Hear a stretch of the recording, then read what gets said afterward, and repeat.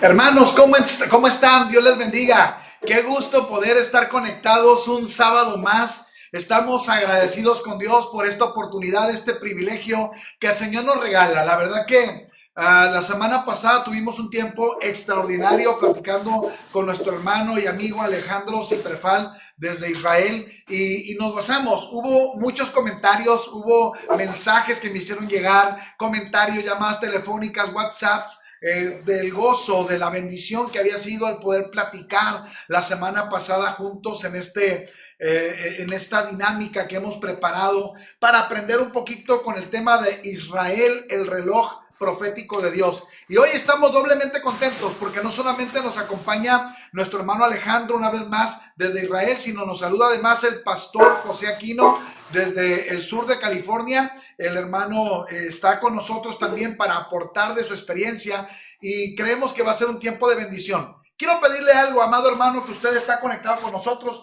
Ya veo que hay un grupo de personas que ya se están sumando.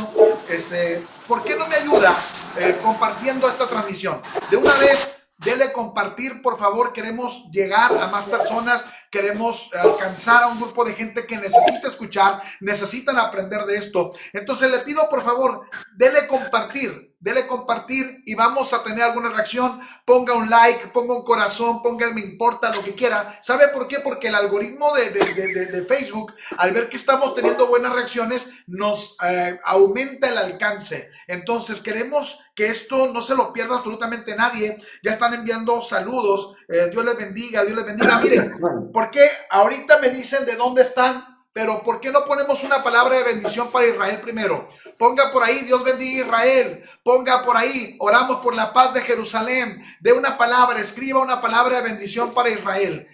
La Biblia enseña que si bendecimos a Israel, seremos bendecidos nosotros. Entonces, ¿por qué no abrimos el chat dando una palabra primero de bendición hacia Israel? Ayúdenos con eso, por favor, y ayúdenos compartiendo. Bueno, en primera instancia, les saludamos mi hermano Alejandro, mi hermano Aquino. El hermano Alejandro la semana pasada nos hizo el favor de compartirnos un poquito de su hoja de vida, quién es Alejandro Ziperfal, dónde está, y hoy que nos acompaña el pastor Aquino, nuestro hermano pastor Aquino, él pastorea en un área cerca de Los Ángeles, pero el hermano es de El Salvador, del Pulgarcito de América, y el hermano Aquino tiene una gran experiencia, ha hecho cualquier cantidad de viajes a Israel, y además él es embajador de buena voluntad por Israel.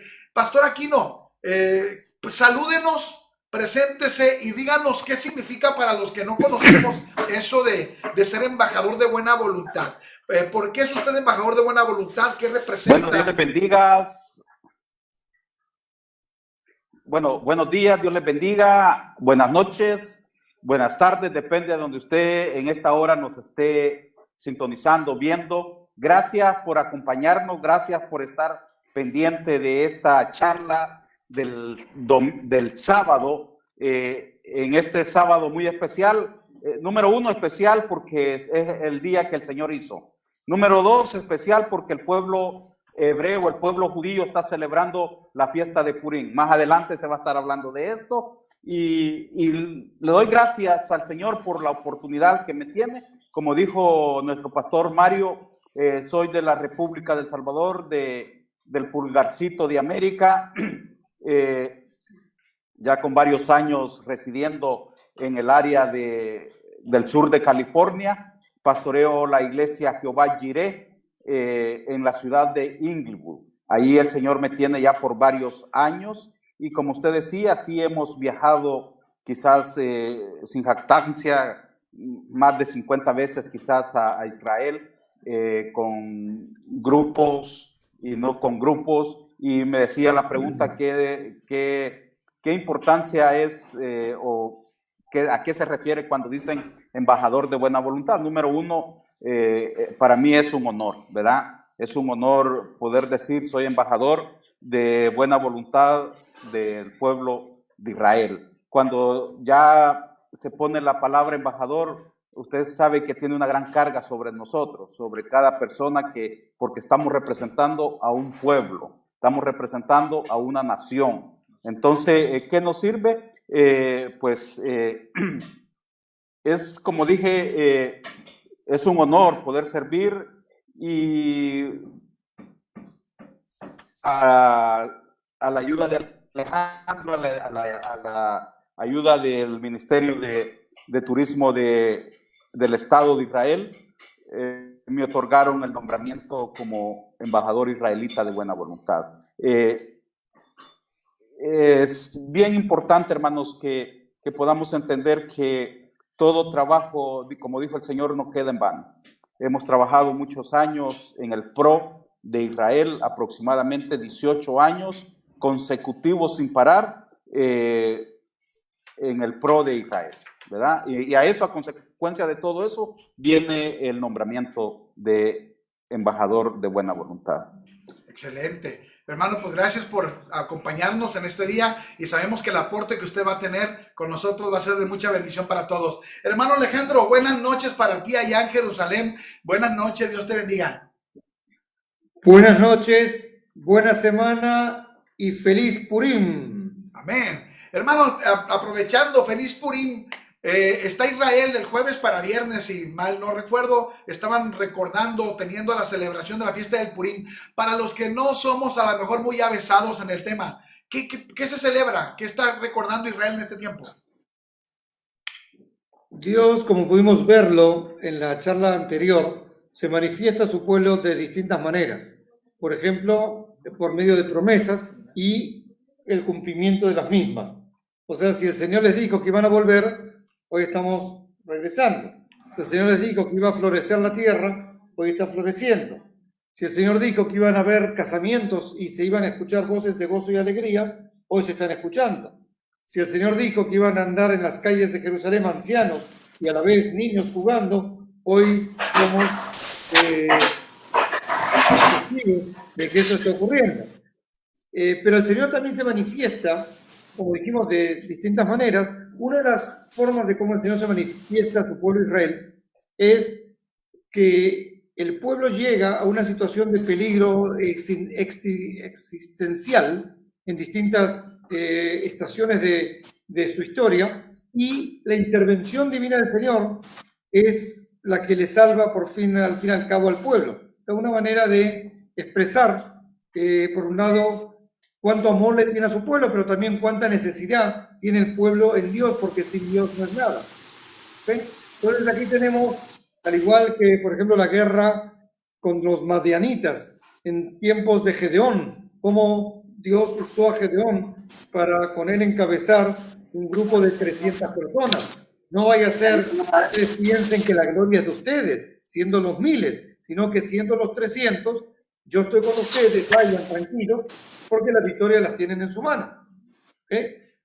Vimos también la intervención del Señor cuando en tiempo de Débora, la profetisa, cuando en el monte Tabor se une a Barak, su oficial, y sale y lucha contra Sisará. Como Dios pone en sus manos la victoria. La semana pasada uno preguntaba si en las distintas guerras que tuvo Israel últimamente podemos ver la intervención divina de Dios. Insinuamos que sí, en la guerra de los 6 días y en la guerra de Yom Kippur y otras guerras que Israel tuvo entre los pocos contra los muchos.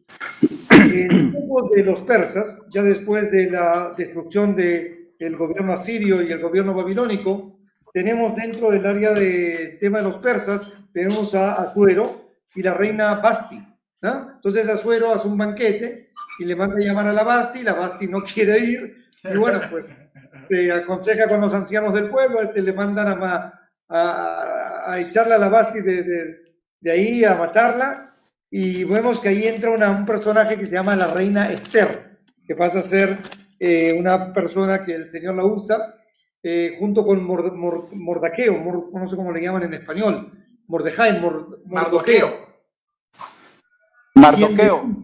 La conspiración contra el rey que lidera Amán, quien cuando se entera empieza a programar para destruir Israel, pero Esther promete interceder por su pueblo, y lo que empezó casi terminando con el pueblo de Israel, termina con que Amán se ve obligado a honrar a Mordequeo y con un decreto de Asuero a favor de los judíos. O sea que empezamos con casi nos querían matar, ahora ya no nos quieren matar, y eso es motivo de fiesta.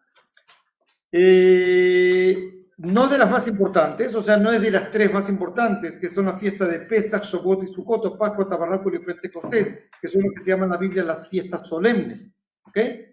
Pero sí se celebra bastante aquí en Israel, de distintas maneras, ¿ok? La gente se disfraza. En su época se solía disfrazarse de Basti, de Mordequeo, de Asuero, de Amán. Hoy en día ya se disfrazan de personajes de televisión y cantores de rock and roll, y suelen beber, inclusive los ortodoxos suelen beber y hacer fiestas y encuentros, lo que está en contra de la pandemia. Por eso la policía en Israel se puso las pilas para evitar, prohibir o limitar el encuentro de los israelitas en Purim, pero de aquí a 2 semanas veremos a personas enfermas lamentablemente de la pandemia, a causa de todo ese grupeo de gente que hicieron ahora, a pesar que se les dijo que no. Wow.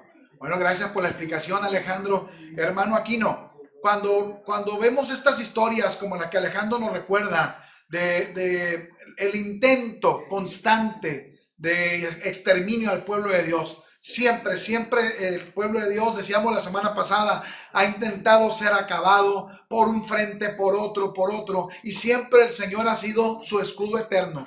Dios ha sido el escudo eterno de Israel. Y hay una historia que yo recuerdo usted nos contó allá en Israel, una anécdota de la protección de Dios y unas abejas. Hermano Aquino, recuérdenos ese testimonio, por favor. Sí, hermano, como usted dice, el pueblo hebreo ha sido muy perseguido para quererlo exterminar. Vemos los libros de historia que ha sido décadas tras décadas queriéndolo exterminar, siglos tras siglos. Pero siempre sabemos que la protección del Señor ha estado ahí. Hay una parte en la Biblia también que habla que Él mandará las abejas como protección a su pueblo.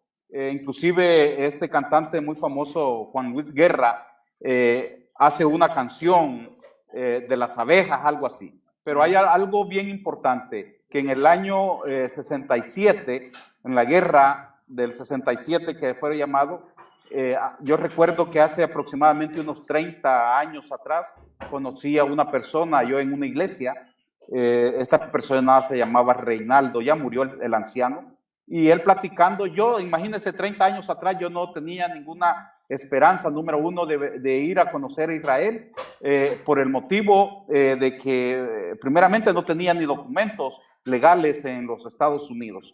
Y él un día se puso a estarme contando de lo grande y poderoso que era Dios. Él dijo, mira, dice, yo estuve en la guerra del 67, dice, nosotros estábamos peleando allá por Israel. Él era un puertorriqueño, no sé cómo fue a pelear, pero hoy últimamente yo he conocido muchas personas que han ido a pelear por Israel bajo banderas de otros países. Conozco como 3 diferentes paisanos míos que han estado peleando en las guerras en Israel con banderas de otro país, no el nuestro. Hay un pastor que se llama Mario y hasta su apellido Sion. También él estuvo en Israel peleando bajo otra bandera. Así es que, pero él nos contaba, el pastor Reinaldo, hermano Reinaldo nos contaba y decía, dice, allá en Israel, dice, en las puertas de Jerusalén, hay una puerta, dice, que se llama la Puerta de los Leones.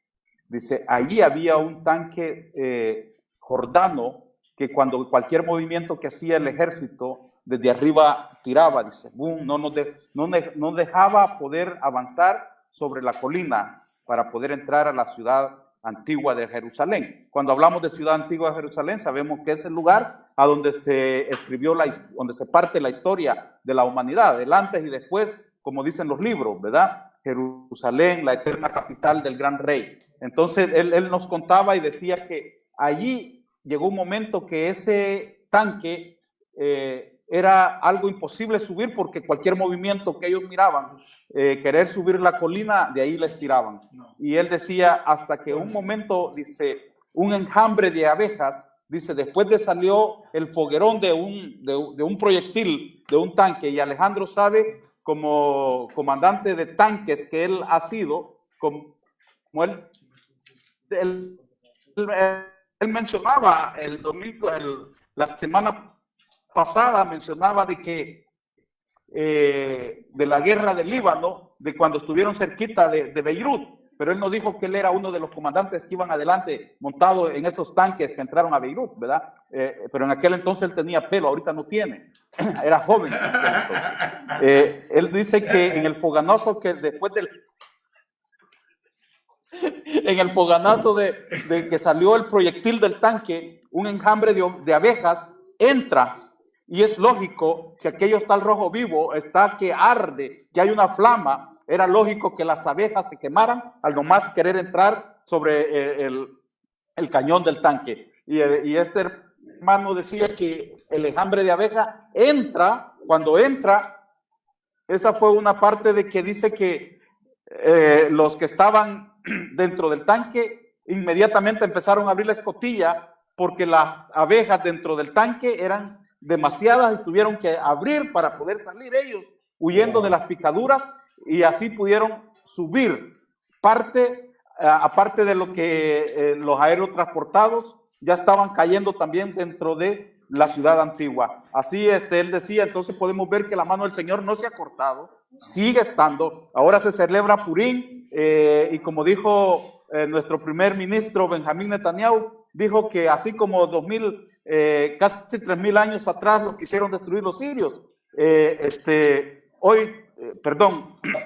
Los persas en la actualidad están planeando destruirlos, pero también sabemos que la protección del Señor está siempre con el pueblo de Dios, ¿verdad? Todos somos pueblos de Dios cuando creemos, pero es algo especial en ellos. Amén. Vemos cómo la Biblia sigue siendo efectiva, las promesas iguales. El Señor en el Antiguo Testamento dijo, voy a enviar abejas. Y de pronto, en esta etapa moderna, uno dice, Señor, a lo mejor cambiaste el método, cambiaste las formas. Y no, Dios no cambia, cambiamos nosotros, cambian las condiciones, pero Dios sigue siendo igual. Nos gozamos por la protección del Señor. Hermanos, yo sé que se han ido sumando algunos más. Le pedimos, si usted se va sumando, comparte la transmisión, ayúdanos compartiendo, ayúdanos dando un like, una reacción, comente. Ahora, por favor, pónganos ahí de dónde nos está viendo, háganos el favor de comentarnos para poderle saludar. Hemos visto algunos hermanos de Carolina del Norte, hemos visto algunos hermanos de Santa Catarina, Nuevo León. Por favor, coméntenos, ahí déjenos dónde nos está usted viendo, de qué parte está usted. Por ahí veía a alguien de Dallas, Texas. En fin, déjenos el saber, por favor, en los comentarios, y al ratito vamos leyendo de dónde nos están observando.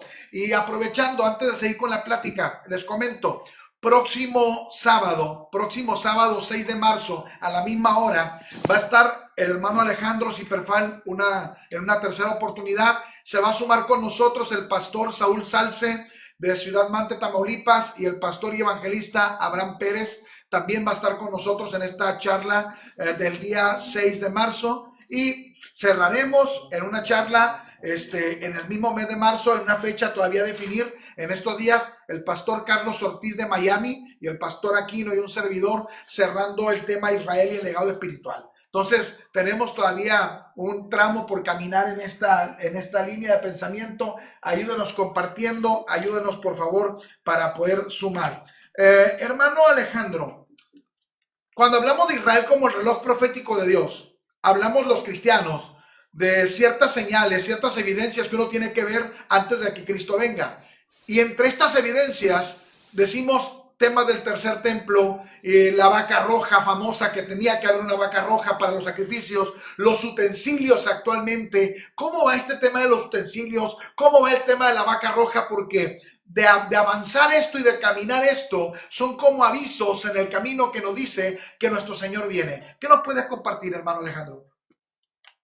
A propósito, quiero juntar los dos temas. El tema que empezó mi hermano Aquino. Bien. Y la pregunta tuya, con tu permiso. Adelante. Entre las señales que el Señor tiene para anunciar la pronta llegada de el Salvador.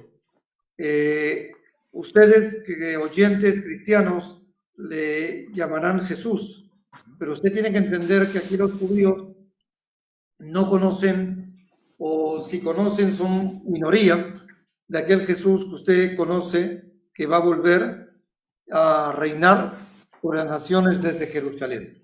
Para el judío aún no ha llegado el momento.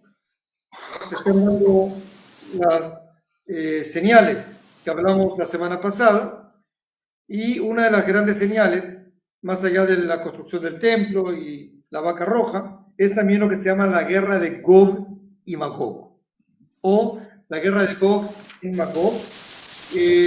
Tú decías cuán moderna es la Biblia, puede prever cosas a largo plazo. Nosotros hablamos, o mejor dicho, la Biblia habla de que del norte vendrá una coalición encabezada por Gog, que aparece como un presidente, o como Rosh, que en hebreo quiere decir cabeza. Supuestamente este Gog encabeza una coalición de países, de pueblos, de aldeas, de ciudades, que se van a juntar para atacar a Israel. Entre los pueblos que aparecen en la lista de Ezequiel 38, aparecen pueblos como Gomer, Tubal, Mesec, Togarmá, una tal Grecia, una tal Fot o Fut, una tal Cush, ¿okay? Una tal Lod, Aram, etc. Pero cuando nosotros buscamos, entonces ponemos a Jerusalén como el centro y buscamos arriba en el norte, ¿cuál es el país más grande que amenaza a Israel hoy día? Y que de ese país va a empezar aquella coalición. Y el primer país que vemos arriba de Israel grande, fuerte y poderoso es Rusia. O sea que Rusia, junto con estos países como Mesec, hoy la identificamos en el oriente de Turquía, Tubal, Togarmá, Turquía, o la zona de Armenia, ¿okay? Luego tenemos una zona de Magog, que es lo que se termina con Stan, Afganistán, Kirguistán, Azerbaiyán, todo eso están, ¿okay? No te olvides que si hoy en día están ellos bajo un imperio, por ejemplo, inclusive los pueblos rusos están hechos por muchos pueblos. O sea que, al fin y al cabo, lo que quiero decir es que los pueblos estos van a hacer una coalición. Esa coalición tiene como un denominador ser y pertenecer a la religión islámica hoy en día, entre ellos Irán, que es la antigua Persia, ¿okay? La que en tiempos de Asuero era Persia y quería destruir a los judíos, hoy en día es la Irán que amenaza con tales bombas atómicas que quiere atacar a Israel, y junto a países que hoy pertenecen a lo que es Rusia, que adoptaron al Islam, todos aquellos de los TAN, Afganistán, etc. Entonces, de ahí viene, y también la Biblia dice que de otros pueblos. Esos pueblos son pueblos que nosotros identificamos con el pueblo de Edom, que son los pueblos de Europa, ¿okay? Alemania, otros países, y esta coalición de pueblos que se identifican como musulmanes o incircuncisos, que se le llaman, van a atacar a Israel, y la intervención divina de Dios es la que va a poner fin a esa guerra, que va a terminar con el reinado de todo lo que va a suceder cuando llegado el Mesías y comenzado su reinado. Y aquí paso a lo que tú preguntaste, ¿okay? O sea, lo que quise hacer es recalcar que las abejas que habla la Biblia y que aparecen en la guerra de los 6 días, todavía tenemos una guerra futura donde aún nos espera la intervención divina del Señor, para que de ahí, ya dado todas las señales que hablamos, el florecer del desierto, el retorno del pueblo judío, los ancianos en Jerusalén, junto con los niños, los casamientos y todo eso que hablamos ahora se nos va a sumar una guerra llamada la guerra de Gog, donde la intervención divina del Señor va a poner fin a esa guerra, y ahí va a empezar el reinado del Mesías. Ahora, en ese reinado, Jerusalén va a ser el centro de donde el Señor va a reinar. Y como ustedes saben, Jerusalén es una ciudad grande y bonita y moderna, pero hay un punto que es el punto clave de Jerusalén, de donde empieza a expandirse su santidad, que es el punto donde Abraham iba a sacrificar a Isaac. Sí. Y ese lugar se llama el Monte de Moriah. De hecho, pasados los años y llegado el momento, el rey Salomón construyó arriba de ese lugar llamado el Monte de Moriah, y a causa del evento del sacrificio de Isaac, un hermoso edificio que se llamó el primer templo de Jerusalén, que al cabo de 410 años fue destruido por Nabucodonosor.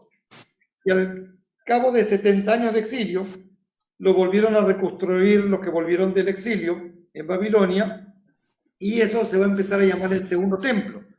El mismo segundo templo que empezó siendo muy pequeño, humilde, construido por Nehemías, por Esdras, por Zorobabel, por aquellos que volvían del exilio, en tiempos de Herodes, ya bajo el dominio romano, va a crecer y va a embellecerse a unas dimensiones preciosas de un templo que los historiadores dijeron que el que no vio ese templo nunca vio una construcción hermosa en su vida. O sea, una de las maravillas del mundo. Ese templo, el segundo, que llega a su máximo en tiempos de Herodes, es el templo que va a conocer Jesús, que se va a relacionar con extraviarse cuando de joven predicándole a los ancianos, y etc. Ahora, este templo fue destruido por Titos en el 70, cuando los romanos suben sobre Jerusalén, destruyen la ciudad y comienza el exilio entre las naciones. Este exilio va a durar 2000 años. Y ahora estamos hablando de un tercer templo. Sí. ¿Okay? Ese tercer templo que tú me estás preguntando ahora depende de que se cumplan todas las señales, la guerra de Gog y la llegada del reinado del Mesías. Y en este caso tenemos un instituto en Jerusalén que se llama el Instituto del Templo. De hecho, yo les propongo que busquen cuando puedan en Google y van a encontrar ahí material sobre lo que se llama el Instituto del Templo, que es un instituto administrado por rabinos muy sabios que han estudiado durante años y años y años la historia de Israel y han llegado a construir y reconstruir todo lo necesario, aquellos utensilios que tú preguntabas con respecto al tercer templo, incluyendo piedras que ya tienen depositadas para que, dado el momento, ellos puedan subir al monte Moriah y reconstruir el tercer templo. Vamos a explicarle a los oyentes que nos están escuchando ahora y no conocen la historia, que entre la destrucción del segundo y la construcción del tercero, si Dios quiere, cuando el Mesías y su reinado en Jerusalén, en el medio entró el Islam y la construcción de una cúpula dorada llamada el Domo de la Roca y una mezquita llamada el Aqsa, que hoy ocupa todo ese área que supo ser el área del templo durante el tiempo de Jesús o Salomón antes, o en el tercer templo va a volver a hacerlo. Al momento están los musulmanes, que obviamente tendrán que dejar el lugar por las buenas o por las malas y dar lugar a que ahí se reconstruya Jerusalén cuando llegue el momento. Ahora, ¿cuándo va a llegar ese momento? Como dijimos la vez pasada y podemos volver y decirlo, ya viendo todas las señales casi cumplidas, siendo que somos la generación más con la bendición de poder ver y oír las campanas, anunciar la llegada del Rey de Reyes en cada momento, en cada lugar, hablamos del 6000, ¿okay? Hablamos la semana pasada, el por qué estamos tan cerca de que todo esto ocurra. Lo que tú dijiste del sacrificio que tenía que haber una vaca roja, ¿verdad? Sí. Me preguntaste de la vaca roja, sí. Bueno, ya tenemos testimonio que ya existe, ¿okay? Hay quien habla de Estados Unidos, hay uno que está diciendo que está aquí en Israel, o sea, ya hay murmullos de que esa vaca ya apareció, ya nació, ya existe. O sea, ¿qué más necesitamos, hermanos? ¿Qué más usted necesita, hermano, para que le tiemblen los pies y las manos? ¿Okay? Y se le paren los pelos de punta, como así como a mí, para entender que usted está por presenciar uno de los momentos, no uno, el momento más grande de la historia humana, en donde, y en resumen, después de 6000 años, estamos muy cerca a llegar a definir aquella unión que prometió el Señor Jesús cuando dijo en la Biblia que dice que de dos pueblos iba a ser uno, ¿okay? Y que todos bajo el reinado del Señor, su voz se va a escuchar en todas las naciones, sus conocimientos van a cubrir el mundo, así como las aguas cubren los océanos, y el tercer templo y la vaca roja y los casamientos en Jerusalén y el florecer del desierto y el retorno del pueblo judío, todo está a su tiempo y a su momento cumpliéndose. Bien, gracias hermano por tan linda explicación, tan a detalle. Quiero hacer un pequeño alto. Nos pedí que empezaran a escribir de dónde nos miran. Está la iglesia Capilla Cristo Redentor, buenos amigos de Carolina del Norte, mucha gente de esa congregación saludando. Hay hermanos de Nicaragua, hay hermanos también del sur de California, hay hermanos del Salvador, hermanos de México, diferentes estados, Celaya, Guanajuato, está hermanos desde Tamaulipas, tenemos por acá gente de Nuevo León, tenemos hermanos, bueno, yo perdí algunos ahí arriba, pero están viéndonos literalmente de muchas partes. A todos, Dios les bendiga. Gracias por dar un like, gracias por compartir la transmisión, gracias. Pastor Aquino, hablábamos usted y yo por teléfono y hablábamos de el antisemitismo que existe no solamente fuera de, en cuanto a los pueblos que tradicionalmente son rivales o adversarios, enemigos de Israel. Esos son enemigos de históricos y ahí están y hay un asunto bíblico. Pero hay dentro de la iglesia cristiana, lamentablemente, hay un grupo limitado, afortunadamente limitado en cuanto a tamaño, de gente que tiene no sé, alguna especie de escozor con Israel. Hay un grupo dentro de la iglesia que todavía tiene un antisemitismo a Israel, porque piensan, por ejemplo, que cuando se tocan estos temas es con el fin de judaizar a la iglesia. Y nosotros sabemos que esto no tiene nada que ver. Nosotros entendemos que el pueblo de Dios llamado Israel tienen sus promesas, son la niña de los ojos de Jehová, y que la iglesia viene a ser un injerto nada más, y que venimos a ser lavados por la sangre del Cordero y sumados en bendición. Pero en absoluto ni Israel es la iglesia ni la iglesia es Israel, pero hay un antisemitismo todavía dentro de la iglesia y por eso un desconocimiento de muchos temas que nos sumarían, enriquecerían nuestro entendimiento de la palabra. ¿Por qué cree usted, Pastor Aquino, que hay este antisemitismo? Y de una vez le digo la segunda pregunta: ¿cómo podemos como iglesia alcanzar a un judío que no ha reconocido a Jesús? ¿Cómo podemos tener este trato? Porque de pronto en ese asunto podemos caer en el absurdo de decir, no, los judíos son malos, mataron a Jesús y tantas barbaridades. Entonces, lejos, ¿cómo lo vamos a ganar? Mira lo malos que son, mataron a Cristo.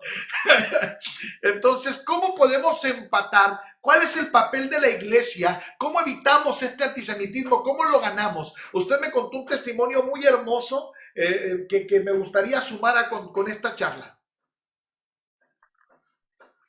Sí, hermano, mire, nosotros sabemos que mucha de nuestra teología es arrastrada de la iglesia tradicional, ¿verdad? Entonces a nosotros se nos ha enseñado, muchas veces nunca se nos ha enseñado, y si lo leemos, lo pasamos bien por alto así, y no se nos especifica cuando dice que gracias a los judíos somos salvos, ¿verdad? Porque ¿qué hubiera pasado si el Señor no nos hubiera dado esta oportunidad siendo Él un judío? Pero sí, hermano, el antisemitismo dentro de las iglesias cristianas está bien, hay bastante arriesgado en muchas iglesias, por lo mismo, ¿no? Porque lo que se nos enseñó, que los judíos mataron a Jesús, que los judíos esto... y a veces nosotros hacemos antisemitismo y no nos damos cuenta. Y cuando nosotros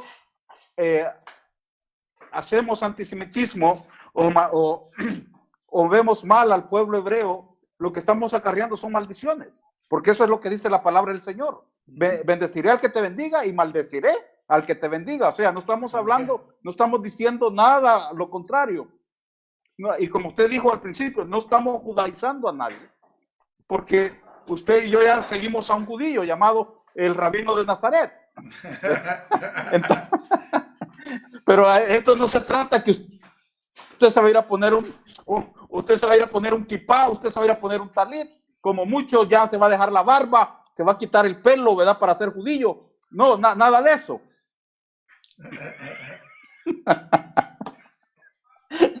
No, hermano, mire, en nuestros pueblos, en Latinoamérica, es muy común esta frase. Yo no sé si en México o en los pueblos, en los países donde nos están viendo, pero en mi país es bien común, dice, si la persona escupe, dice, este parece judío. Hoy para Semana Santa, dice, tú pareces un judío errante.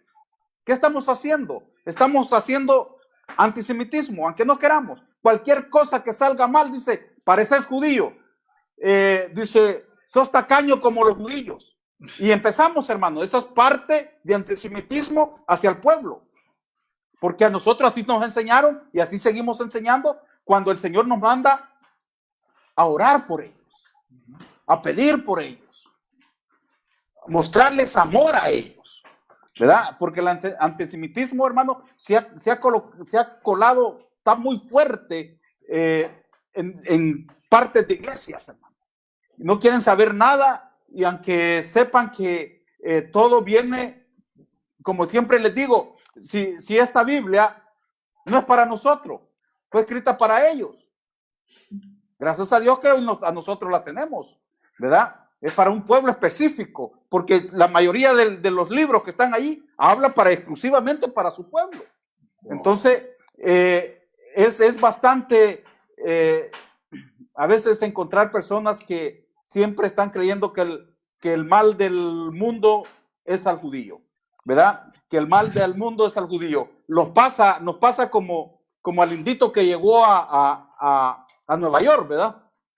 Llegó a Nueva York y va caminando a su trabajo que le acaban de conseguir por las calles de Jerusalén, allá por Manhattan. Entonces empieza a ver que un montón de judíos van caminando para sus trabajos también, y agarra a un judío, lo agarra de aquí y le dice: hoy te voy a pegar, hoy te voy a dar. Le dice: ¿y por qué me quieres pegar si no te conozco? Le dijo: lo que pasa es que yo me acabo de dar cuenta que ustedes mataron a Jesús, ¿verdad? Pero eso fue 2000 años atrás, pero yo ayer me di cuenta, le dijo, en la humilía que tuve. Entonces, yo me acabo de enterar. Entonces nos pasa eso. Pero hermano, como usted decía, eso es antisemitismo. Pero muchas veces nosotros queremos traer a un judío a los caminos del Señor, o mostrarle el amor del Señor que el Señor tiene para nosotros. Yo recuerdo a una persona, a un buen amigo mío, que me lo presentó por mi gran amigo, hermano, socio de Alejandro y mío, de Ari Manor, ¿verdad? Él me presentó a esta persona, y cuando me conoce, me ve con un recelo. Él no me da la confianza, ¿verdad? Él llegó un momento que le dice a Ari, tené cuidado con este pastor, le dice, porque yo creo que él te quiere convencer que te hagas cristiano, ¿verdad? Esa era, según él, esa era la artimaña mía para por qué andaba con él todo el tiempo, o Ari conmigo todo el tiempo, haciendo eventos pro Israel. Un día yo lo invité a él, y recuerdo que de los 20 minutos que ocupamos para medio hablar de lo importante que es amar a Israel en esos eventos que nosotros tenemos, esos 20 minutos, prácticamente este hombre empezó, conjuntamente con su esposa, empezó a llorar, y cuando yo terminé y bajé, salió, me abrazó, y hasta me dijo al final, Aquino, perdóname, dice, porque yo tenía otro concepto de ti, y dice, pero tú me has mostrado que todo lo que haces es por amor a nosotros. ¿Y por qué lo haces? Entonces vine yo ahí y le dije, mira, es que hace 2000 años un judío me amó primero a mí.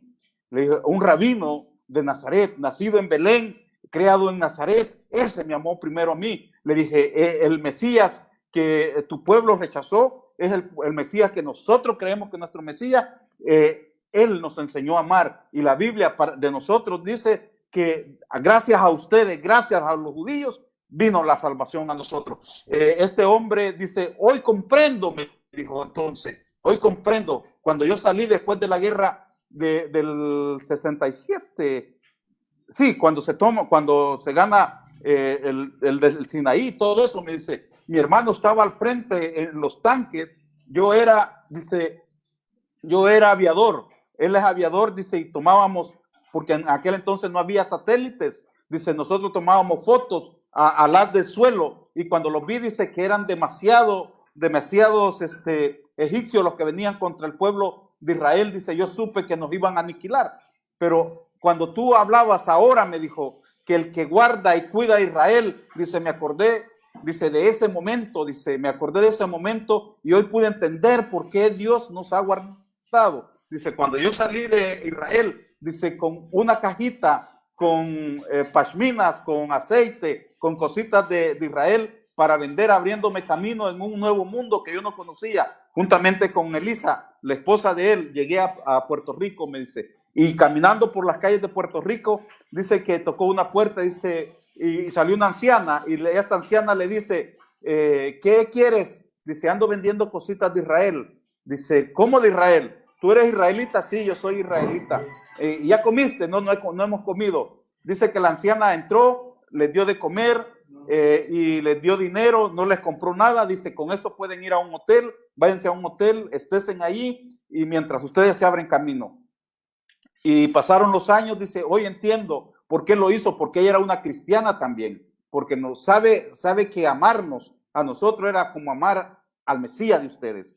Hoy en la actualidad este hombre, y le digo, ¿y qué pasó con esta anciana? No, después yo la fui a buscar, me dijo, porque este hombre en la actualidad, hermano, después que llegó vendiendo aceitillos y cosas de Israel, es dueño de unas grandes bodegas de exportación en una ciudad llamada Vernon y en Phoenix, Arizona. O sea, somos grandes amigos. Cuando yo digo amigos, porque solo con un amigo, cuando yo cumplí los 25 años de matrimonio con mi esposa, mi sorpresa fue que ellos llegaron con sus guitarras y todo, porque ellos cantan en hebreo, y ahí estuvieron cantándonos una hora completamente, sola para nosotros. Decía, es que tú eres verdadero amigo de nosotros. Hermanos, o sea, ¿cómo podemos llegar a un pueblo? ¿Cómo podemos decirle al pueblo israelita, a los judíos, a los hebreos, que como cristianos los amamos? No va a ser irlos a decir que Jesucristo los ama. Si en el nombre de Jesús mataron las cruzadas, de ese nombre se valió Hitler, de ese nombre se valió. Ahora nosotros podemos decirle al judío que lo amamos con nuestro corazón, mostrándole el verdadero amor, que los amamos, como lo que estamos haciendo en esta tarde, en esta noche, en esta mañana, diciéndole a Alejandro que los amamos a ellos. Amén, amén, excelente. Hermanos, ¿cómo lo ganamos? Como ganamos a cualquiera, con amor.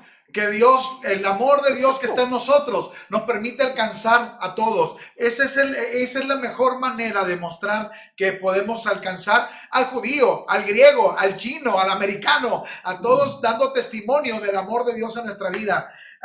Mi hermano Beto Ruiz en el chat me está recordando que el hermano Alejandro la semana pasada justo hablaba y decía una frase interesante que se quedó en la mente de varios, por lo visto. Dijo el hermano Alejandro, el antisemitismo para mí fue puesto por Dios para cumplir la escritura.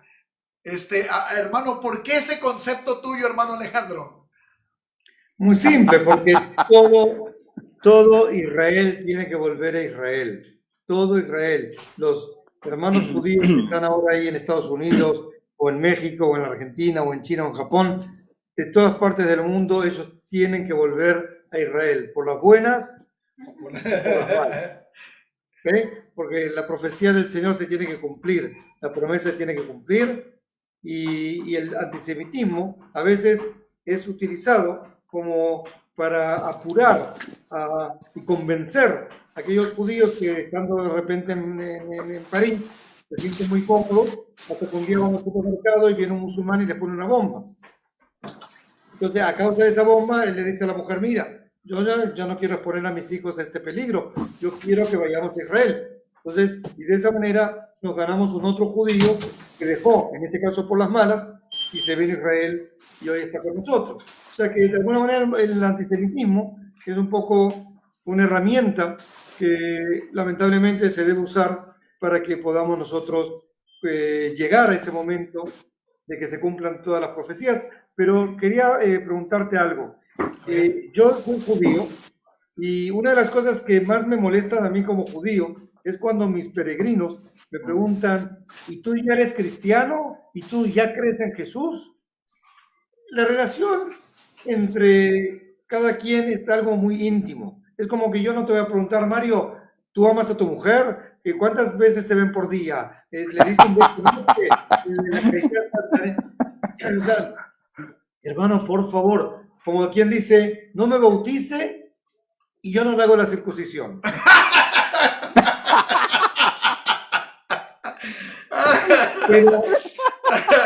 Pero mi amado pastor y maestro, el señor Jaime Banks Puertas, me enseñó y yo adopté que si yo quisiera que alguien me hable de Jesús, quisiera que lo haga de esta manera.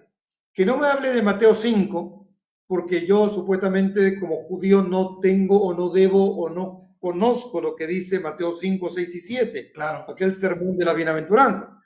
Pero, por ejemplo, si tú me dices con la lógica, dices, mira, dice, el Mesías tiene que ser descendiente del rey David. ¿Okay? Dice, el Mesías sería descendiente del rey David, según Isaías, escrito en el capítulo 11, versículo 10, dice, acontecerá en aquel tiempo que la raíz de Isaí, ¿quién es Isaí? El papá de David, dice, la cual estará puesta por pendón a los pueblos, será buscada por las gentes y su habitación será gloriosa. ¿Okay? Entonces, antes de la destrucción del templo, aquel templo que hablamos en el 70, cuando en la guerra de los romanos, y antes del exilio y de dispersión de los judíos por entre las naciones, cada judío sabía a qué tribu pertenecía y de quién era, cuál era su linaje. Ya después, durante 2000 años, se perdió. Cualquier judío que te diga hoy, yo soy de la tribu de Judá o de la tribu de Leví, mentira, nadie sabe nada con respecto a aquel linaje. Por lo tanto, el Mesías tenía por lógica que llegar cuando en tiempo que todavía se reconocía si eras o no eras, en este caso, hijo de Isaí, hijo de la tribu de Judá, como lo era el rey David. O sea, que hay una lógica detrás que nos enseña que el Mesías tenía que ser descendiente del rey David y que lo podríamos verificar en el tiempo que Jesús vivió con ellos y se declaró como Mesías, tal como lo era descendiente del rey David. El otro punto que yo quería tocar es que el Mesías debía de nacer en Belén, cuando era pequeña, según Miqueas capítulo 5, versículo 2, tal como está escrito y dice, pero tú, Belén Efrata, pequeña para estar entre las familias de Judá, de ti me saldrá el que será Señor en Israel, y sus salidas son desde el principio, desde los días de la eternidad. Entonces, ahora muy bien, tú vienes a un judío y le dices, ok, hoy, año 2021, ¿ok? Tenemos que entender la situación geopolítica para entender que esto no se puede cumplir sino una sola vez cuando Belén era judía. ¿Okay? Belén es una ciudad que está ubicada en la montaña de lo que se llaman las montañas de Judá, en el norte de Jerusalén y al sur Hebrón, y en el medio hay una pequeña ciudad que se llama Belén de Efrata, que en tiempos de Jesús era una continuidad de aldeas judías pequeñas, grandes o medianas, que estaban conectadas en base al interés mutuo de celebrar las fiestas, de casar sus hijos uno con el otro, de alimentarse de la economía y etcétera. Y por lógica, cuando una judía llegaba a Jerusalén, a Belén, a Hebrón, y tenía la necesidad de parir a su hijo a causa de haber pasado 9 meses de embarazo, entonces podía ahí nacer entre el pueblo, tenía la comida kosher, tenía la sinagoga, tenía donde el lavaje de la purificación, o sea, todo lo necesario para que un judío se sienta cómodo solamente entre judíos. Hasta que hace 2000 años atrás, una joven llamada María, o mejor dicho Miriam, viene de Nazaret, llega a Belén y nace en un evento histórico que va y parte la historia en dos, a su hijo judío Yoshua en un en Belén. ¿Okay? Súper lógico. Hoy en día, año 2021, cuando tú vienes a un judío y le preguntas ¿dónde van a ser tu Mesías? Él te va a decir en Belén. Pero hoy en día Belén está en manos de la autonomía palestina. Así o sea, es. ya no pertenece a Israel. No hay ni un solo judío dentro del área de Belén. Así es. Hoy hay solamente o muchos musulmanes o una minoría de cristianos. O sea, que no entra en la mente humana que una judía, digamos que sea descendiente del rey David, que ya demostramos que no puede ser, entra a Belén a parir a su hijo, porque la van a linchar. O sea, los musulmanes la van a matar o no existe. Entonces, la conclusión es que en terminologías de lógica, ¿okay? La profecía escrita en Miqueas 5:2 se pudo cumplir cuando se cumplió. Ahora ya no se puede cumplir, porque, como dijimos, Belén ya no está en las manos de Israel. ¿Okay? Y así puedo seguir, por ejemplo, una más, si quieren. Sí, dale, está. No, está. Créeme, no lo habíamos considerado así. No, yo no, la verdad, yo no. El alcance desde la lógica. Así que no, hombre, dale. Mira, en Daniel capítulo 9, versículo 26, dice que el Mesías tendría que nacer antes de la destrucción del templo. O sea, dice así, y después de las 72 semanas se quitará la vida el Mesías, mas no por sí, y el pueblo de un príncipe que ha de venir destruirá la ciudad y el santuario, y su fin será con inundación, y hasta el fin de la guerra durarán las devastaciones. O sea que el Mesías tenía que venir antes de la destrucción del templo. Entonces tú le preguntas al judío, ¿cuándo va a venir el Mesías? Según esto que está escrito en el Antiguo Testamento, fiel a su creencia, le dice antes de la destrucción del templo, pero el templo fue destruido en el 70. Sí. Sí. Entonces, esa es la lógica que yo quiero que tú uses como cristiano, conocedor de la palabra, basada en el Antiguo Testamento, o sea, en mis raíces, en mis conocimientos. Yo quiero que me juegues de local. O sea, yo quiero que tú me juegues a mí de local y con mi idioma, con mi libro, con mis raíces, por base a eso me enseñes que el Mesías tiene que ser descendiente del rey David, que el Mesías tiene que nacer en Belén, que el Mesías puede y tenía que nacer antes de la destrucción del templo, que el Mesías, que les dice la palabra, te digo otra más, dice Génesis 49:10, dice, no habrá más reyes en Israel. O sea, fíjate que la institución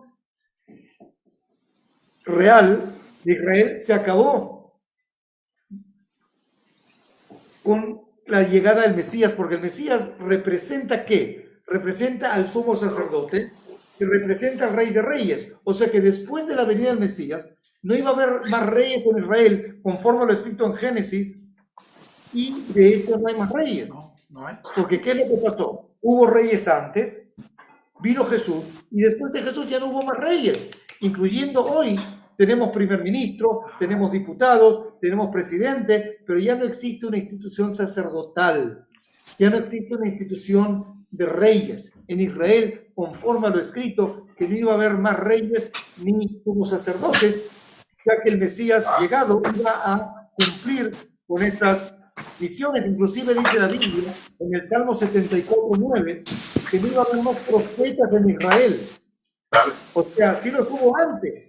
De hecho, hubo muchos profetas que hablaron por inspiración divina, ¿okay? Pero el tubo de la profecía se destruyó cuando la destrucción del templo. Ya el Señor no les habla más por medio de profetas, ya no están los profetas profesionales que había antes. Pero cuando ya Jesús viene, como la destrucción del templo, ya no hay más profecía. Ahora el Señor nos habla por medio del Espíritu Santo y por otros medios, que ya por medio de profecías, y eso cumple en el Salmo 9. Sí. Que llegado al Mesías, no iba a haber más profetas en Israel. ¿Okay? Y puedo seguir hasta mañana, pero más o menos, si me permites, te voy a resumir. No está. Hablamos de la descendencia del Mesías, descendiente del rey David, lo que ya hoy no podemos demostrarlo. Hablamos que el Mesías tenía que nacer en Belén, ya no podemos entrar a Belén porque no pertenece a Israel. Hablamos que el Mesías tenía que venir antes de la destrucción del templo, conforme a la palabra, y el templo fue destruido. El Mesías llegado, no iba a haber más reyes en Israel, no hay reyes y no hay sumos sacerdotes, y ese es un lenguaje que yo puedo ahora empezar y sumarle lo que tú hablabas antes, hermano Aquino, con respecto al amor, ese amor que ustedes nos brindan a nosotros, y nos inunda, ver cómo hasta ahora nos querían matar y hablaban mal, y ahora de repente yo al menos descubrí un pueblo cristiano que ama a Israel. Por ejemplo, el pastor Aquino tiene 2 pulguitas en su corazón. Tiene una pulguita en América, que es El Salvador, donde él nació, pero tiene una otra pulguita en Asia, que es Israel, que es un motivo de vida para él y su familia. Porque es la bandera de Israel, que ustedes ven atrás de su espalda, el menora, que es el símbolo del candelabro de Israel. Él vive, respira, se va a dormir y se levanta con Israel. Y conforme a lo escrito, bendeciré a los que te bendigan. Y esa es una escuela. La pregunta es si tú te sumas a esa escuela o no. A propósito de lo que hablaban antes, hay un pastor que adoptó, como tú, Mario, como tú, hermano Quino, como muchos otros, que adoptaron a Israel como tema, como escuela, para, por medio de Israel, infiltrarle a la gente ese amor y esa bendición. Hay otros pastores que no, que prefieren otra escuela, ¿ok? Y está bien. Nosotros hoy estamos en una escuela que alaba al Señor y que bendice a Israel. Y eso es lo que estamos tratando de hoy compartir con ustedes por medio de esta charla. Así es. No, hombre. Hermano Mario, Dígame. solamente para quizás cerrar el tema del antisemitismo. Mire, no es que yo sea judío, pero por el hecho de que cómo amo a Israel, en la actualidad todavía, ayer donde yo recojo la comida, antier, donde yo recojo la comida para que reparto, hay personas que saben, que me conocen, y ya tenía días que no escuchaba decirme esa palabra. Cuando vieron que yo me bajé de mi carro y iba a saludarlos a ellos, alguien dijo, ve, ahí viene el judío. O sea, eso es antisemitismo.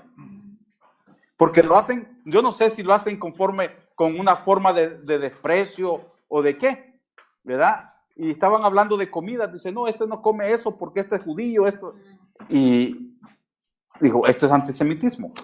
Sí, sin duda. Wow. Hermano, cuando decía Alejandro, estaba viendo los comentarios, cuando decía, me das un minuto, y la gente decía, dale, que le siga, estamos aprendiendo. Qué bueno, hermanos, que están aprendiendo, eso se trata. Por eso le digo, comparta la transmisión para que muchos otros puedan aprender también. Alejandro, estamos ya en los últimos minutos, estamos casi cerrando la hora que teníamos determinada. Se dice que una de las señales de esta higuera reverdeciente es el rescate del idioma hebreo. Cuando dice la palabra de Dios en Jeremías 31:23 dice, así ha dicho Jehová de los ejércitos, Dios de Israel, aún dirán esta palabra. Otra traducción dice, aún hablarán esta palabra en la tierra de Judá y en sus ciudades, cuando yo haga volver a sus cautivos. Yo tengo entendido que hasta antes de 1948, cuando Israel disperso por Europa y por el mundo, regresan a la tierra, a esta naciente Israel otra vez.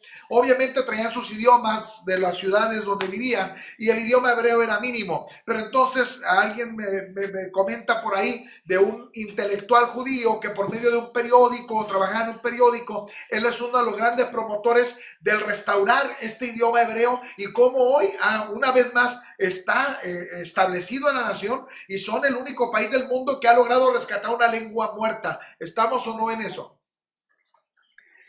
No hay duda que como nosotros los creyentes estamos seguros que la mano de Dios estuvo ahí y como Dios siempre actúa, en este caso también usó una persona y tiene nombre, se llama Eleazar ben Yehuda. Eliezer ben Yehuda es la persona indicada que cuando hablamos del idioma hebreo moderno, vamos a él y cuando investigamos, vemos que este señor hizo lo imposible para que aquel que vino de Polonia, de Rusia, de Estados Unidos, de Argentina, cada quien, como tú decías, con su idioma, todos vengan al común denominador porque él entendió en su más profundo de su corazón que la única forma de salir adelante en Israel era que todos hablemos el mismo idioma. Y en verdad surgió este nuevo hebreo, que no es nuevo porque sus orígenes son antiguos, y sí, hoy volvimos y renovamos no solamente aquellas ciudades que estaban destruidas, no solamente florecemos el desierto, no solamente todo lo que hablamos hasta ahora, sino también volvió a hablarse en Israel, en las calles de Jerusalén, aquel idioma que se habló hace 2000 años atrás, el idioma hebreo, hoy se habla también aquí en Israel. Excelente. Finalmente, hermanos, si tienen alguna pregunta, antes de lo que nuestros hermanos responden aquí, vamos a dar oportunidad para algunas preguntas. ¿Tiene usted alguna pregunta? Este es el momento para hacerlo. Este es el momento para preguntar. Vamos a seleccionar algunas preguntas en lo que mis hermanos responden aquí. Tiene usted un minutito para poner su pregunta. Si hay alguna que esté en orden más o menos, podemos considerarla. Ahí está apareciendo en su pantalla, en la transmisión, la próxima transmisión que vamos a tener el siguiente sábado. el comentario es el siguiente, hablando de igual, señales sobre Israel, que es el tema. La restauración de antiguas ciudades y el surgimiento de nuevos pueblos y ciudades, como una señal de este reverdecer y este fortalecer Israel. Dice la palabra, para los postreros días, Dios dijo, ensancha el sitio de tu tienda y las cortinas de tus habitaciones sean extendidas, porque te extenderás a la mano derecha y a la mano izquierda, y tu descendencia heredará naciones y habitará las ciudades asoladas. Dice Isaías, y también dijo Dios, haré también que sean habitadas las ciudades y las ruinas serán reedificadas. ¿Qué tal es la reedificación en los últimos 72 años? ¿Cómo ha sido esta reconstrucción? ¿Qué cambios se pueden ver? Y donde uno dice, de verdad que lo que dijo Isaías, esto es innegable que es Dios. ¿Cómo está cómo se ensancharon? ¿A qué territorio llegaron? ¿Y qué diferencia de expansión hay hoy en día? Bueno, primero y principal que esa es una de las profecías en dinámica de cumplirse, o sea, se está cumpliendo, Sí. pero todavía no se llegó a su máximo. Así es como el retorno, ¿ok? O sea, cuando hablamos del retorno, si hoy somos 8 o 9 millones de judíos en Israel y habiendo otros 7 millones fuera, pues estamos hablando de un proceso. Lo mismo aquí, porque tú estás hablando de los postreros días. El postrero día son los días ya cuando el Mesías llegado, reinando o casi, ¿no? Entonces, por ejemplo, cuando tú visitas todo Israel, tú puedes ver que hay una Nazaret, ¿okay? O sea, donde está el origen, que es donde supuestamente vivió Jesús, trabajó, predicó, que es lo que llamamos ahí la sinagoga, en este triángulo pequeño de ruinas que hay en Nazaret. Pero encima y alrededor del antiguo Nazaret, hoy en día viven 80.000 árabes, principalmente musulmanes y una minoría cristiana. Arriba de ellos, más arriba de ellos, en las colinas, hay una otra Nazaret que se llama la Nazaret Elite, que es la Nazaret judía, que es la que se renovó en 1960, cuando las autoridades de Israel quisieron poblar o renovar el que haya judíos en Nazaret, pero como la Nazaret original estaba ocupada por las invasiones de árabes y estaban ya puestos ahí, se hizo una otra Nazaret que se llama la Nazaret Elite, ¿okay? Por ejemplo, Jope era el puerto hebreo bíblico en tiempo de Segunda de Crónicas, cuando el rey Hiram manda a los cedros libaneses para la construcción del primer templo en días de Salomón, o cuando Jonás trata de huir para escapar de aquel llamado que el Señor le hace ir a Nínive y advertirles de sus maldades y la futura destrucción. Esa Jope pequeña, puerto de Israel bíblico, hoy en día es una ciudad de árabes, principalmente musulmanes, también cristianos, que tienen sus comercios, etcétera. Ya no es puerto, porque el puerto ya pasó a Haifa o Ashdod al sur, y se agrandó lo que se llama la Gran Tel Aviv, que es la ciudad moderna, segunda más grande en Israel, el motor, digamos, económico del país. O sea, hay una cosa que está clara y tenemos que tomar en cuenta. En la Biblia dice, el Señor les advierte a los israelitas antes de entrar y les dice, no harán ningún acuerdo con los moradores de la tierra. Al contrario, los tendrán que echar, destruir sus casas, sus palacios y sus templos, pero los israelitas no lo hicieron por ese don de desobedecer. Los israelitas habrán dicho, permíteme un segundo, Alex, permíteme un segundo. Ya llevas mutee su micrófono. Las entradas ya llevaste de la comida. Pastor Aquino. Aquí no me está yendo. Pastor, bueno, muteme su micrófono, por favor, Pastor Aquino, para que Alejandro alcance. Hay un poquito de distorsión. Puede mutear su micrófono de ahí. No lo apague. Nada más de la mutear. Se fue Latino. Siga, Alejandro, ahorita se reconecta. Ok, nosotros sabemos muy bien que cuando los israelitas entran a Israel, el Señor les dice, no hagan convenio con los moradores de esta tierra. O sea, no se les ocurra llegar a un pacto. ¿Ok? Y Israel, porque de otra manera, si ustedes no cumplen con este mandamiento que les estoy dando hoy, ellos, los moradores de esta tierra, les van a hacer espinas en sus ojos y palos en sus costados, ¿ok? Y de esa manera, Israel, cuando se estableció como Estado y durante las guerras, tuvo la oportunidad de cumplir con ese mandato, pero no lo hizo. Dejó aquí a los árabes vivir en Israel. Entonces hay un problema demográfico, porque entre el río Jordán en el oriente y el mar Mediterráneo en el occidente, entre el límite con el Líbano en el norte y el límite con Egipto en el sur, viven, haz de cuenta, digamos 14 millones de personas, que más o menos la mitad son judíos y la mitad son no judíos, principalmente musulmanes. O sea que demográficamente, a causa del pecado, de no haber obedecido, a no hacer pacto con los moradores de esta tierra y al haber permitido que ellos crezcan, hemos hecho una situación insoportable demográficamente. ¿Okay? Y ellos tienen una capacidad de multiplicarse muy grande. O sea que de aquí a 20 años posiblemente sean mayoría.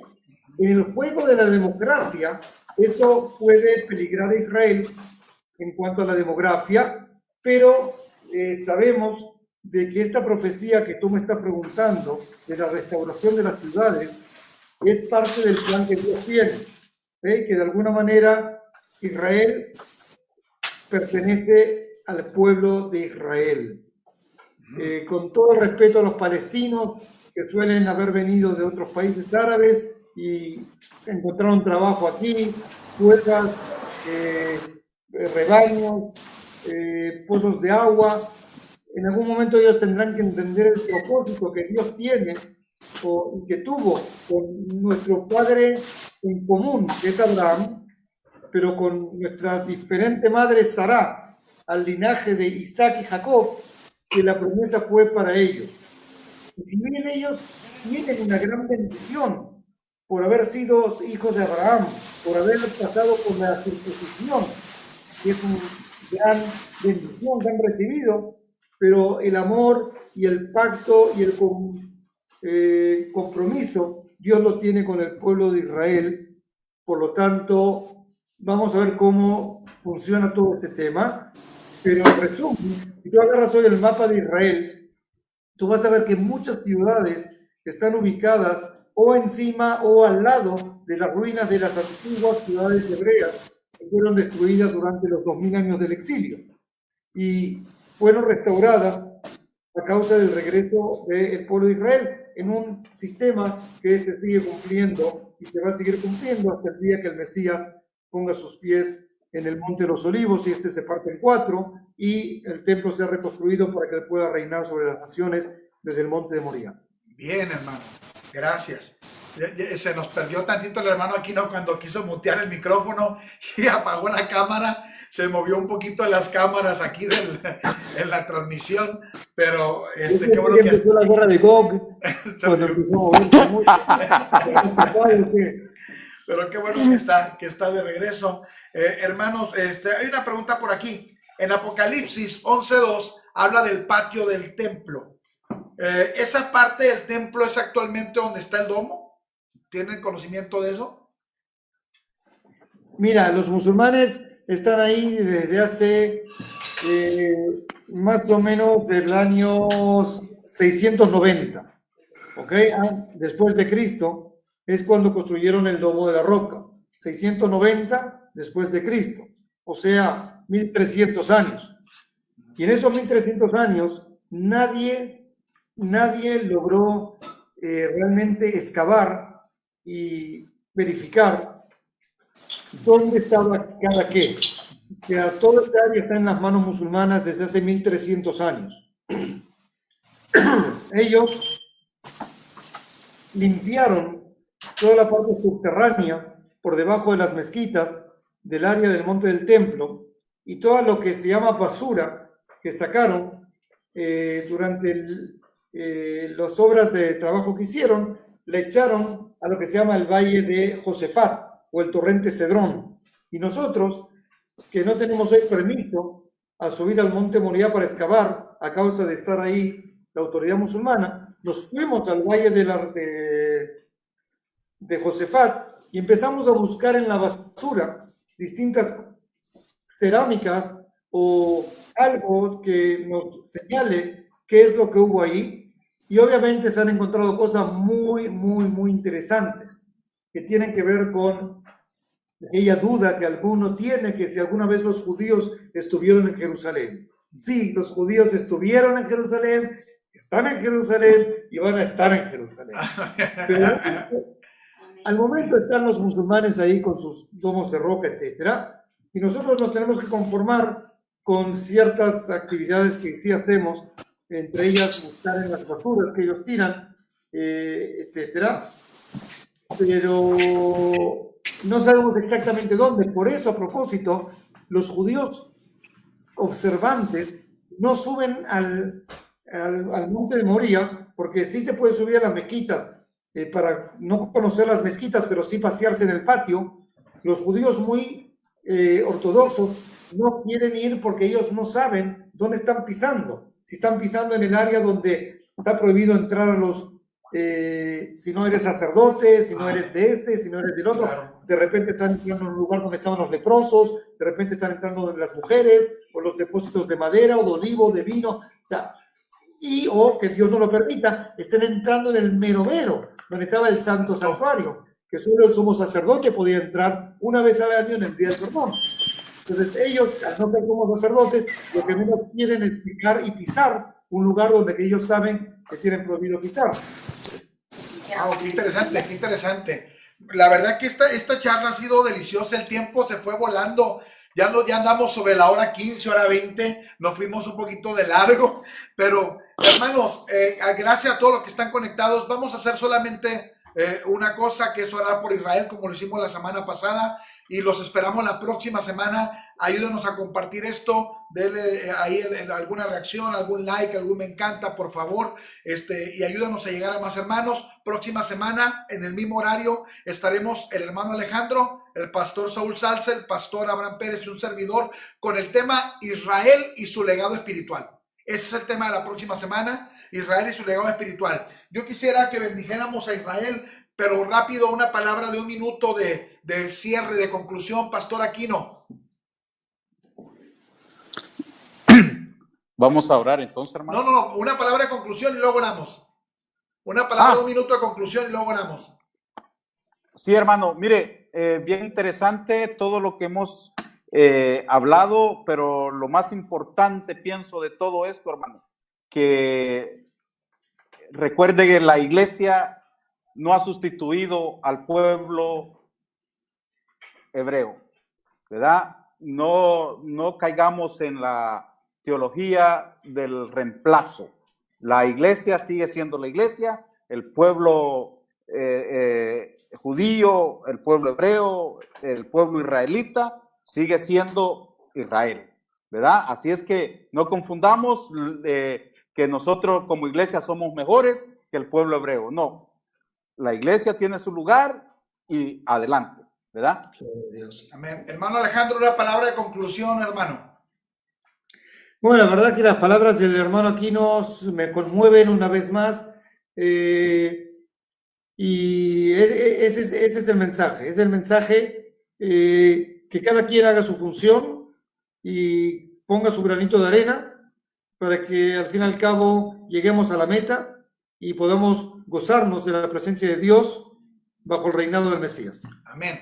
Y finalmente, yo quiero comentar, hay gente que desde la semana pasada ha preguntado, hermanos, ¿y cómo vamos a Israel? ¿Cómo le hacemos? Bueno, el pastor Aquino tiene, como escucharon ustedes, más de 50 viajes a Israel, a veces llevando grupos, a veces en otro tipo de intención, de trabajo, pero el hermano Aquino está preparando una salida de Estados Unidos.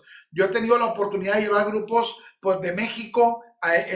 Por la contingencia va a ser un poquito limitada esa situación, nada más se puede salir de Estados Unidos. Si usted quiere salir desde Estados Unidos en el mes de octubre, puede dejarnos un comentario. Déjenos el comentario, pongan nada más informes de Israel, informes del viaje, y le canalizamos rápido para que usted pueda ver cómo está el tema de precios, costo y todo lo demás. Esto lo platicamos así, de como al final y por encimita, para que no se crea que la intención de tener estas charlas es hacer una promoción de viaje, ni mucho menos. Es una bendición poder ir. Oh, imagínese, y cuando usted se encuentra con la experiencia de alguien como el hermano Alejandro, y si le ha gustado por internet, no se imagina la delicia de verlo en vivo y a todo color.